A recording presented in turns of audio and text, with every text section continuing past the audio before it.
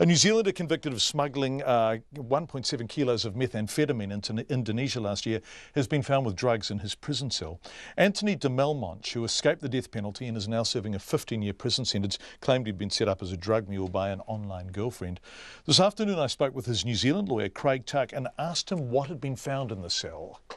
Typically, prisoners get forewarned that there's going to be a search. On this occasion they weren't. And a number of cells were searched, and all sorts of different things were found in different cells, including a number of phones. I think they got over 70 phones, they got weapons, they got drugs. And in Tony's cell, there are 4 people domiciled there. Some of the cells hold 8, and in fact you're lucky to have a cell. Generally speaking, when you arrive, you'll be sleeping rough inside what is an open plan prison. When they searched his cell, there was a cell phone there were drugs found, and then they conducted urine tests. There was Tony and an Italian man that returned positive for cannabis, and there is an ongoing investigation in the prison, which was a lot of yesterday. There's an interrogation. So typically I would talk with Tony on a weekly, perhaps sometimes fortnightly basis. The phones have been taken, there's no communication. It's a pretty large scale investigation going on. I mean, the jail, I'm not speaking out of school here, John, the jail is well known for having a lot of drugs and Absolutely. a lot of violence. So clearly there's a change of policy afoot. Tony has denied involvement with cannabis. There are a lot of drugs inside. Don't know the situation and certainly haven't been able to take instructions on that point. He has denied it and the police have advised of that point.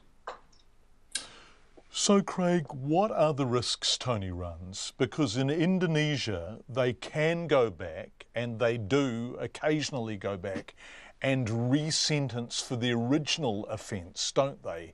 Does he run that risk? Well, not at this stage, but yeah, you're dead right. For instance, the Bali 9 guys got re-sentenced. They appealed their life sentence and then on appeal got the death penalty and were subsequently executed. So there is a risk. But if we put this sort of situation in context, Indonesia takes cannabis very, very seriously, and often the sentences are a year for a gram. This is cannabis, this isn't meth. And that there'd be transfers of prisoners to Java, there'd be all sorts of problems with a conviction.